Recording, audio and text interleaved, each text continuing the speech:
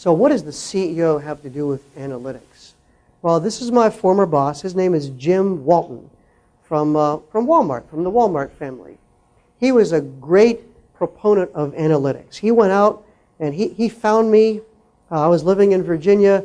He brought me to Arkansas, and he didn't know the various techniques about analytics, and he didn't need to.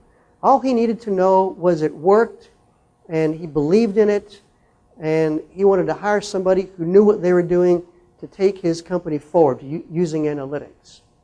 And so there were a couple times during my career with him where I said, now Jim, tell me what your priorities are really.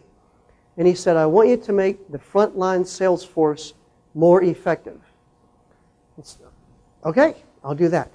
So I asked him probably 5 years later, I said, Jim, a couple years ago you told me you wanted me to make the frontline sales force more effective. Is that still what you want me to do? Yep, you're good. So those were my marching orders, right?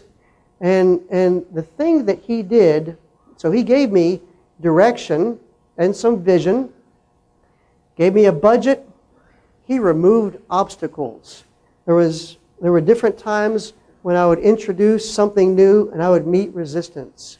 And so one time I was in a meeting, I introduced this calling program. And I was evaluating different banks' performance against each other. We had 16 banks. And one manager said, I don't really like this evaluation. You know, this is not part of my strategy. I don't like it.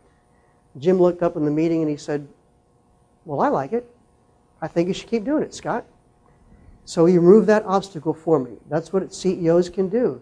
He was also a chief advocate, right? He generated enthusiasm and he held people accountable. So he would go around to different branches with his yellow legal pad, and he would get ideas and he would get feedback on how people were using our analytics system.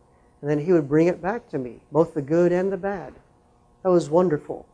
And what I put in here was he was really a chief customer advocate. I say the chief member advocate for credit union CEOs. And what does that mean?